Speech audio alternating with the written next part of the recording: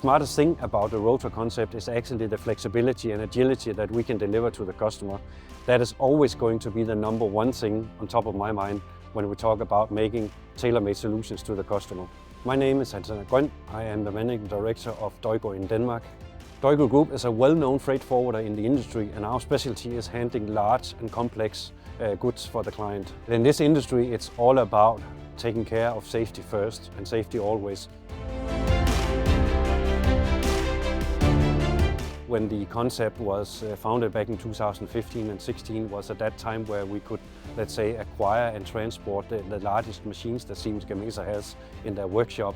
Nowadays we have moved to a different dimension with larger machines, and of course we have followed the client there in their requirements and rebuilt the vessel so that they could also accommodate this new challenge now and in the future. As you see here, we are bringing in 3 new blades. It could be other different components, and we make tailor-fit solutions so that the customer always feels that they have a very good flexibility in terms of moving their goods. It solves the challenge of the client to be agile, meaning that we have an easy way to actually transport in a way that the client sees the best fit of. Meaning, if they have certain priorities in one country or in another country, we can actually shift the dynamics by offering this rotor vessel to come wherever the customer sees fit to transport. The rotor vessel concept is a product-specific concept we have. It means that we are able to transport in terms of the projects that the customer actually have, meaning if they have a project in Holland, we do the transportation for that. If they have equipment they need to move from Germany to Denmark, we can also accommodate that as a project.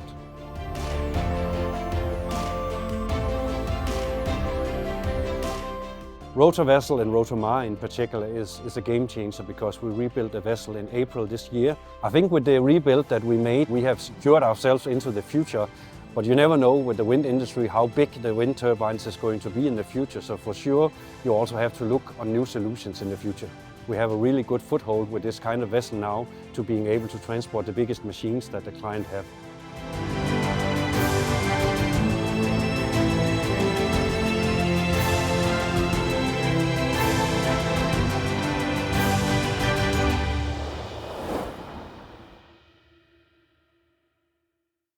Welcome to this online interview by Project Cargo Weekly. Our very special guest of honor today is Mr. Henrik Groen. He is the MD and Managing Director of the deugro branch in Denmark. First and foremost, Henrik, very welcome to this interview. Thank you very much, Bo, and thanks for having me around for this interesting talk. Most welcome, as always. What I like to ask you first, and what I always do with my interviewees, or accused, as I sometimes call them, I give them a chance to elaborate a little bit on how they ended up in this position. How did you end up in deugro? I mean, you are Danish, and deugro was not always in Denmark. How come you ended up there? What's your background? Well, I joined deugro in November 2021, but before that I had almost 2 decades in the industry of wind, being on the OEM side, meaning in companies like Nordics, Vestas, and later 12 years in Siemens that became Siemens Gamesa. Well, then in parallel, you can say the Danish office of deugro also goes back almost 20 years. It started in 2003, had its 20th anniversary on the 1st of January 23. So that was giving the entrance to me on that team year as well. I had deugro in my time in Siemens as a major supplier, very qualitative supplier. And in November 2021, I then switched to the other side of the table, having the knowledge and the insights from the wind industry for almost 2 decades. Okay, that's a very impressive career, and certainly they got a man of know-how now. I can tell our viewers here that I have had the fortune of meeting you earlier in connection with the Breakbulk Rotterdam. So yes, you certainly know your stuff, Henrik. In order for many of our viewers here to understand a little bit about, if we stay by the wind industry and also renewable, tell our viewers a little bit about what sizes did we talk about 20 years ago and where are we now, just so people understand how big this is. Yeah, I can tell you a very funny story. When I started in the industry, we can take the blades. There are 3 blades on a wind turbine, as we see often in the field and on the ocean. At that time, I was in the production manufacturing facilities of both Nordics and Vestas. And I kind of recollect at that time, we were talking about the huge 39-meter blade, you know, looking like a big springboard. in a swimming pool or in a swimming stadium. You can jump on it as a springboard. Nowadays, we're talking about a blade of 116 meters, 116 meters. So just look on the evolution that took place over a good 20 years, coming from even smaller blades than the 39 meter, and nowadays up to the 116 meter blade. Wow. That is just one example on the scale and the evolution that happened in this business. So as the joke goes, size does matter. It seems also in energy. I mean, with that kind of evolution and the kind of size, that must present some logistical challenges. I mean, how can you move these things around? It certainly does, and of course you can distinct in, let's say, two areas of operations: the onshore wind, of course, that takes place on land, and the offshore wind. And quite clearly you can see the evolution now when we talked a little bit a while ago about 116 meter blades, that of course this is more or less for the offshore industry, where there's enough space, let's say, on the sea surface to have these large wind turbines. So it is an evolution that took place both on the onshore and the offshore within the wind industry. But of course, the big question is always, when you make a new product, how to get it from A to B. Yeah. That makes logistics, and I say three things, not only transport, but also crane and installation, quite of an operational challenge. Right, and I understand being in deugro and being innovative as you have always been in your company, also regarding ships as such. I understand that for these kind of very, very long blades, you do need special vessels, and I think you've come up with a solution to that as well. How will you move these blades, and where would you assume that the traffic of such blades would be coming from and to? Will it be made in China or made in Turkey, or where is there any particular trade pattern here? Well, you can say, if you look in general in the industry of wind, it's been around sourcing from Asia Pacific a lot of times. And then you had the worldwide pandemic on COVID-19, and later also the financial crisis that also made wind OEMs do some sourcing in Europe. And on the offshore wind, you will in particular see having the sourcing in the European area, being around the North Sea, being around the Baltic Sea. But I will also say that you will see quite of a substantial sourcing coming from Asia Pacific towards Europe in the future. So it will be a blend, but of course, when you look on the offshore wind industry that we are very heavily involved with in deugro Denmark, a lot of this takes place around Europe, in Europe, and of course, fulfilling all the targets that the wind OEMs has with their offshore wind farms in Europe. Okay, before I go to my next question, can you just explain for our viewers OEM, which you have mentioned here? What is that an abbreviation of? That means the one who's operating equipment management, meaning the ones that produce, being Vestas and Siemens, meaning those are the ones that are actually making the product. All right, so they are the manufacturers, yes, right. Like General Electric, etc. Yeah. All right, got it. Now, coming back to the earlier question I had regarding the transportation of these mega long blades, how do you solve that? I mean, there can only be very few vessels in the world that can transport safely these kind of long blades, I suppose. They must be also very sensitive to damage and stuff, right? Well, it is fragile cargo, so of course you need to be very diligent when you handle this kind of a cargo.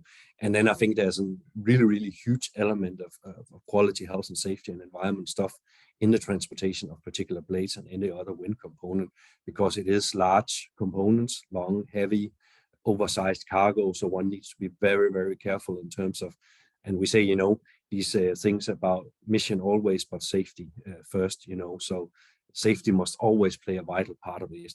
When you talk about configuration of vessels, of course, you can see large vessels that could handle, let's say, a batch of blades coming on the long haul from the deep sea in APAC towards Europe.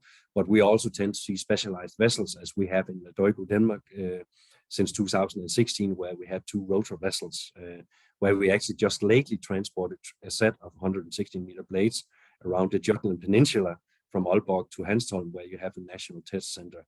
And there we actually put the 3 blades on gantries on top of the vessel. Okay, so tell our viewers a little bit more about the rotra vessels. What does rotra stand for? And these vessels are very, very specialized for blades, right? Well, not only for blades, it's actually able to, let's say, hold the whole wind turbine as such. So it can also take what you call the nacelle, and within the wind industry, the nacelle is let's say the machine house of the wind turbine, but also the towers, meaning the tubular steel tower that the wind turbine is standing on, being that either on land or on sea. So we are actually able to make a blend and transport both, let's say, the components such as towers and nacelles, but also the blades in a gantry system on top. And that was actually what was unique with deugro Denmark when we conceived this concept back in 2015 and 16. And then it resulted in the two vessels that we currently have under flag together with the Dutch and Marsus vessel owners, Rotra and Rotra Wende. They've been in operation since 2016 and are still in operation. Okay, so for rotational transport. So we can rotate, we can design, we can fulfill the client requirements, and having, let's say, one transport with blades and the other day or the next day a transport with towers or nacelles. So we are able to combine this in a very flexible and agile way towards our client, which in this case is Siemens Gamesa. Right.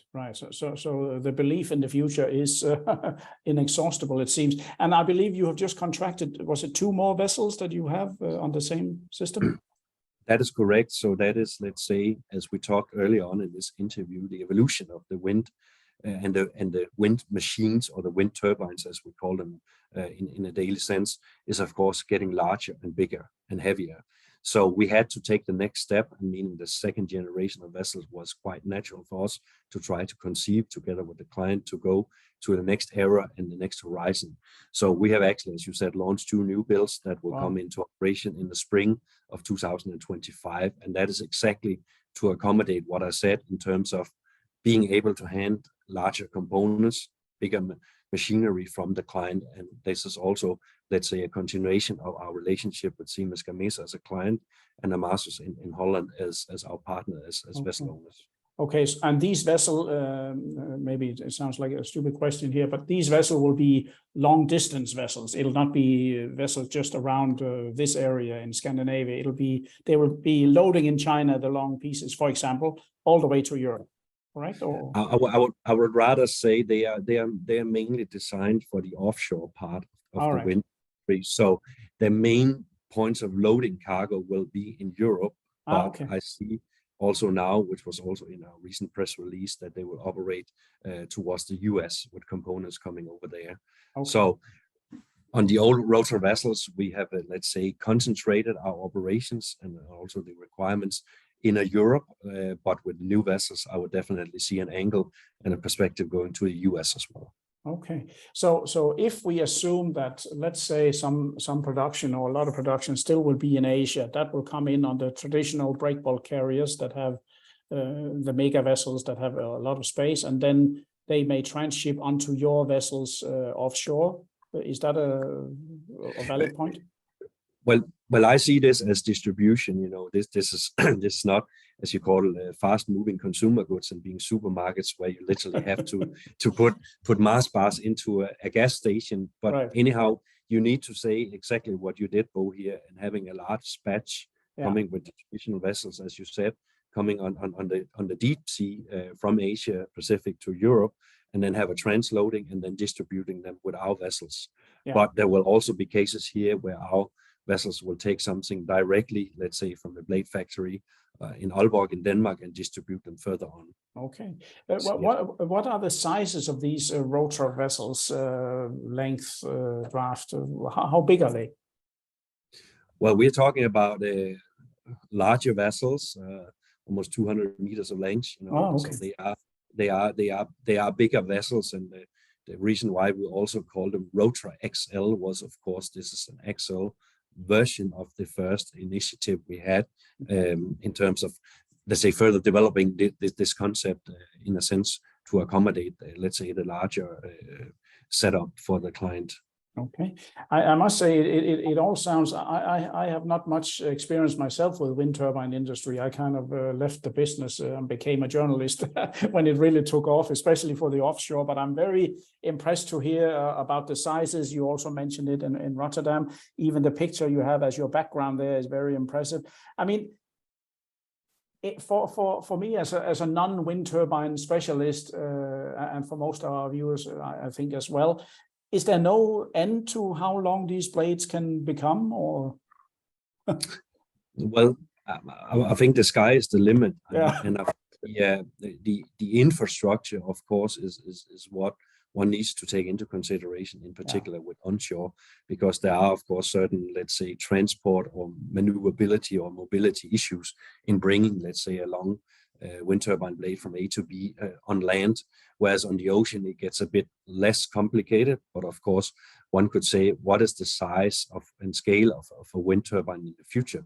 I think it would be fair to ask companies like Siemens Gamesa, Vestas, General Electric, and Nordics and their like, but I don't think, as I see it right now, that the sky is the limit. So I wouldn't be surprised, and I don't know, because this is maybe something being still on the drawing board, that you would see, let's say, long blades of 150 meters, but that is just my idea and envision on seeing the evolution of the industry as it happened 20 years before nowadays. Understand. Yeah, it is things we think are not possible, suddenly they are possible. The same we said with container ships. I mean, when I was a kid, the biggest one was 3,000 TEU. That's today a mere feeder in Denmark, you know. So it's really true what you're saying. It seems to be no limit here.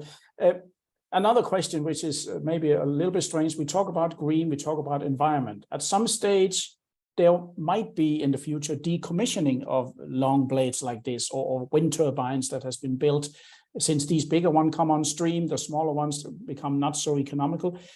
Will your vessels also be able to assist in decommissioning, and what happens with the second-hand blades when they're kind of worn out? Well, you can say for second-hand blades, just recently it was announced by Vestas that they had a technology where they were actually able to decommission blades, because that was one of the ordeals, as I understand it, of the wind industry, to actually figure out what to do with a fiberglass or a carbon fiber blade after it's kind of worn out, so to speak.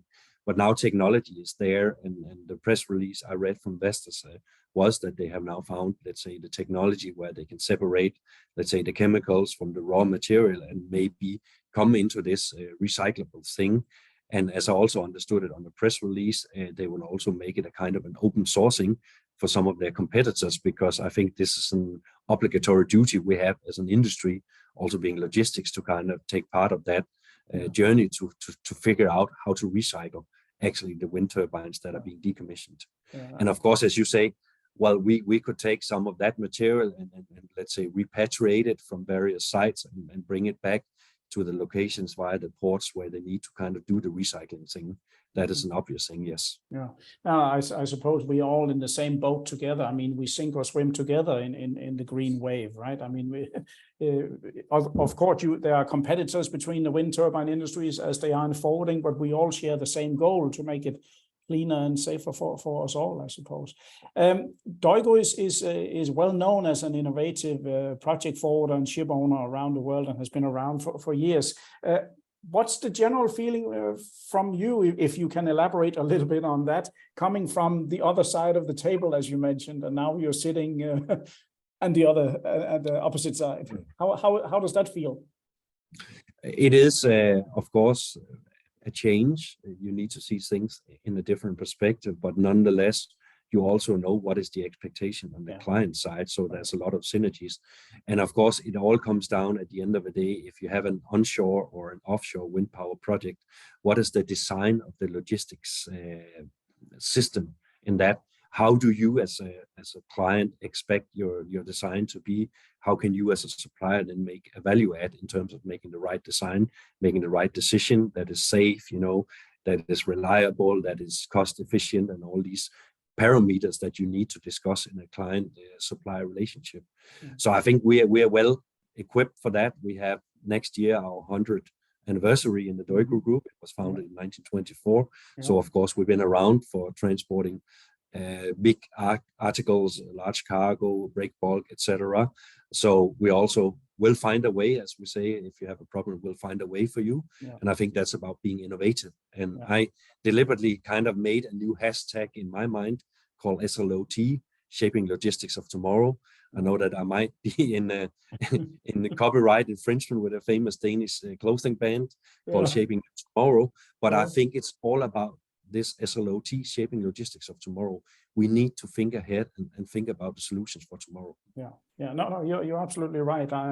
As a fellow Dane, I'm proud that we have people like you in Denmark with new ideas. We do need that in our small country. Another question I need to ask you, deugro is of course traditionally a project freight forwarder, and there's been a lot of things in the media recently with some of the big ship owners reaping the benefits of the corona and not knowing what they should do with all the cash that they earned. And now they want to encroach to become freight forwarders. Do you see some of the ship owners at some point competing and trying to be forwarders, cutting thus out the forwarder, or how do you view this?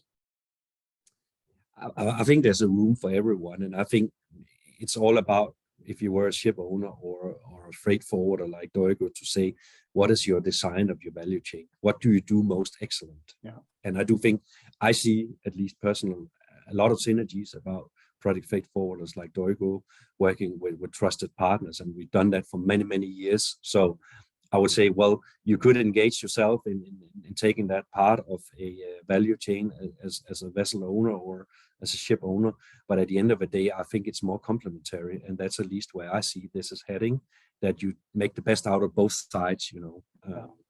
But for obvious reasons, we've seen different, let's say, sourcing strategies where there's been ship owners directly at play, and whereas you have seen the project freight forwarder being a part of it. But I clearly see a value chain where you get the best out of the synergies that you have between the ship owner and a project forwarder like deugro. Right. And another question that comes to mind. Will you, let's say I'm a project forwarder and I happen to have a very good customer he wants to book these long blades with me, and I can't find a vessel to take them. Could I go to you as a forwarder? Would you, as a ship owner, offer me space if you had it? Or are your special ships reserved for that one client? Would you leave them out in the market? Let's say there is a lull in the Siemens Gamesa order book, for example. Well, it is, let's say, an exclusive deal, also as it relates to it in the press release between Siemens Gamesa and deugro and Amasus as owners and head lessees, as we are as deugro. But at the end of the day, this comes into play. If you would have, let's say, available capacity, then it's a question of asking our client whether they would give consent to that. But that is more, I think, we have seen over the years that we've been fully occupied, so we have not had, let's say, vacant space. Okay. Or vacant capacity. I understand. No. It's just, it comes to mind because, of course, no one wants to have their ships idle for any length of time. I mean, we also didn't think that Russia would invade Ukraine, and there we are suddenly, and that creates ripple effects. But as a complementary statement, of course, when we have maybe a transport of nacelles or towers going from Denmark to Holland, of course, we take some return cargo, being the transport equipment that needs to get back to the factory. So, of course, we are trying to get the most efficient modus operandi, as it's called in Latin, most efficient in operational excellence, and also fulfilling that, making sure that one day you maybe pick up cargo that needs to go outbound for let's say, construction harbor in Holland, as we lately did, and the other day you bring back transport equipment that is needed in the factory of Siemens Gamesa to produce new units. No, it makes sense what you're saying here. One of the final notes I'd like to ask you here, just so I know about your organization in Denmark. Tell us a little bit about where you're located in Denmark, your headcount, a little bit about your Danish ops. Yeah, we are located in Herning. We, as I said earlier in the interview, we just recently had our 20th anniversary on the 1st of January 2023. Our office is principally located in the vicinity based on, legacy and wind, because, of course, you have Siemens pretty close by, you have Vestas pretty close by. So it was obvious also to find a place where the office could reside, and that's been in Herning, more or less in the dead center of the Jutland Peninsula area, if we need to go graphical or geographical now here. We are 18 people. We have people that's been around actually since the very first day of when the office opened. So I think I just accumulated 110 years seniority between the team within wind power logistics. So of course, this is, let's say, the noble mark of our branch in the deugro group, but we also engage in other transports if they come around. But of course, I would say 85–90% of our turnover and our operations are associated with wind. Yeah, so in the global deugro group, which is quite sizable, you might say that you are the headquarter of wind in deugro. And we like a kind of a reference office for wind, and we did, since the founding 20 years ago, we've been in 45 different countries with wind, basically. And then, of course, we have had this rotra concept that we founded in 2015 and 16 on the offshore. So we kind of have a track record and been around and transported a substantial amount of wind cargo to various countries and projects all over the world back in time. Yeah, no, it's as an avid project forwarder, at least in the past, certainly deugro is very well known and well respected around the world. I have not heard the opposite from any reliable sources, so to speak. So you've done well, and I think it seems to me that both you and deugro made a good choice in you two joining forces. I mean, with your skill and know-how and deugro's forward thinking. Seems to be a marriage made in heaven. How do you see the future? The final question here. Any black spots on the horizon? Any dark clouds concerning renewable? I mean, is there anything that you could, unless there's another global war or something like that? Well, you can say, as I think you said, we didn't know that there was going to be a war between Russia and Ukraine. So that kind of, let's say, shook down Europe, at least geopolitically and with all these aspects. And now you see European governments being heavily involved in investing in renewables. And same goes for the US, etc. Because I think, electricity is a commodity, but this is also a vital part of our countries, our daily life, electrifying the railroads, electrifying the car network, etc., etc. So one of the, let's say, black spots I see in the horizons is more that, okay, how would we make that all in due time? Because politicians need to make decisions. They may need to do something in subsidizing the power tax and the power tax credit, etc., etc. Building permits as such, and let's say just capacity in the market to actually fulfill these targets makes one goes like, woo, what is this? It is a rush, but of course now we need to figure out how long will it take before that really sets in. And of course there will be a lot to do, but of course it's also a big like, wow, this is big, this is taking off like a rocket, because everybody in the world I suppose that if one can call it a silver lining of the Ukraine-Russia war, is that politicians certainly woke up to see that energy is now a weapon. And I mean, that must have sped up some decisions. It became an arsenal or a tool in the toolbox of weapons, so to speak. And it's also a commodity, power, electrical power at the end of the day, generating, let's say, the future households and the current households and what we need for a modern society to run. So that comes with a big geopolitical and political, and you can say military strategic aspect. When you think about what happened just 1.5 years ago, more or less, exactly in Europe.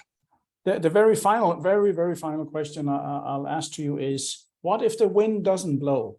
A lot of people ask me who also are not specialists in this, including myself, don't we need a battery of different energy sources? Can wind cover? It cannot cover it all, I guess, if the wind doesn't blow, if the sun doesn't shine. What's your take on this?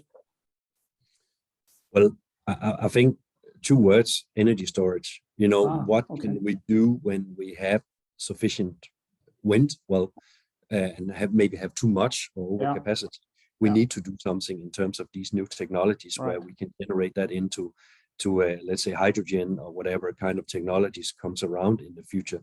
So I think 2 words: energy storage. When we have too much wind and the wind is blowing heavily, well, we need to figure out how to store it.